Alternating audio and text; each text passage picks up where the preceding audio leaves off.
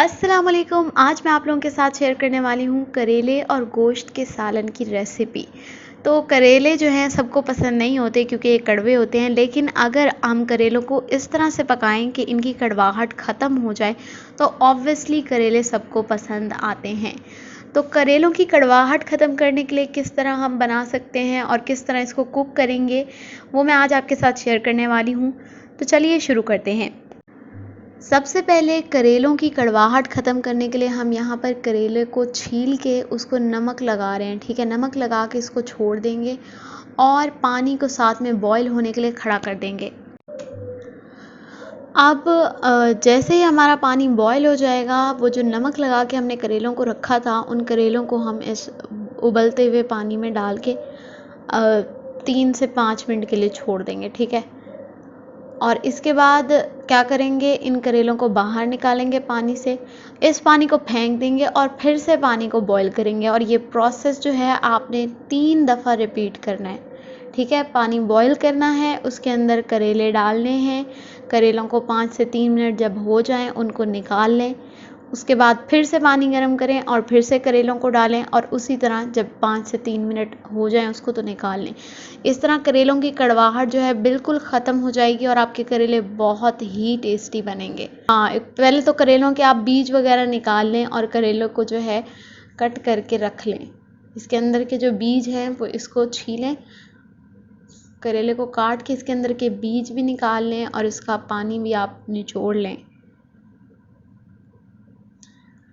इसके बाद करेले को हमने यहाँ काट लिया है, काट के इसको अब रख देंगे फ्राई होने के लिए। जो हमने कढ़ाई में गरम किया था ऑयल, उसमें हम करेले को डाल देंगे।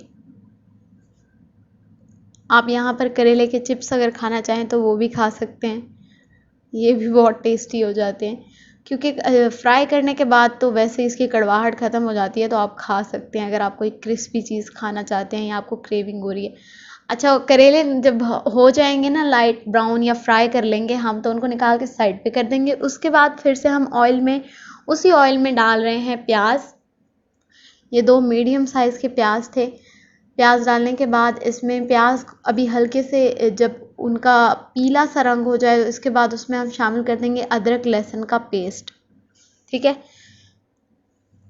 अदरक लहसुन का पेस्ट शामिल करने के बाद फिर से इन्हें थोड़ा सा पकाएंगे। उसके बाद इसमें शामिल कर देंगे टमाटर, 2 से 3 मीडियम साइज़ के टमाटर। और उसके बाद हमने डाल लेना है चिकन, पिसी हुई हरी मिर्च, हल्दी, सूखी धनिया,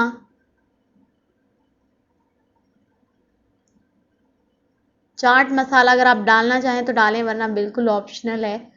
ठीक है, कोई वो नहीं है। साथ में हमने यहाँ पर ज़ीरा डाल लिया है।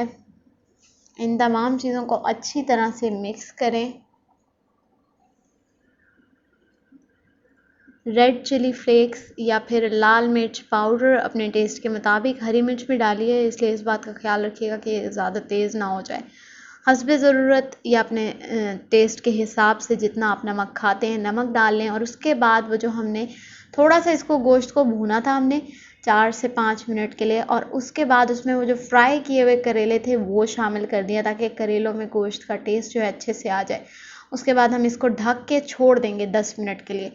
10 मिनट बाद फिर से इसको थोड़ा सा भून लेंगे करेले और गोश्त को एक साथ, और फिर से इसको 5-10 मिनट के लिए छोड़ देंगे।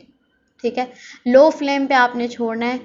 और इसके बाद हमारे लो फ्लेम पे आपने छोड़ देना है इसको 5 मिनट के लिए, और बस इसके बाद हमारे करेले गोश्त बिल्कुल रेडी हैं। आप इसे सर्व कर सकते हैं। बिल्कुल भी कड़वे नहीं थे और बिल्कुल ऐसा नहीं लग रहा था जैसे मैं करेला खा रही हूँ। बहुत ही अमेजिंग टेस्ट था। आप लोग खुद जब ट्राई करेंगे तो आप लोगों को भी बहुत अच्छा लगेगा। Thank you so much for watching the video, and please don't forget to subscribe our channel for more updates.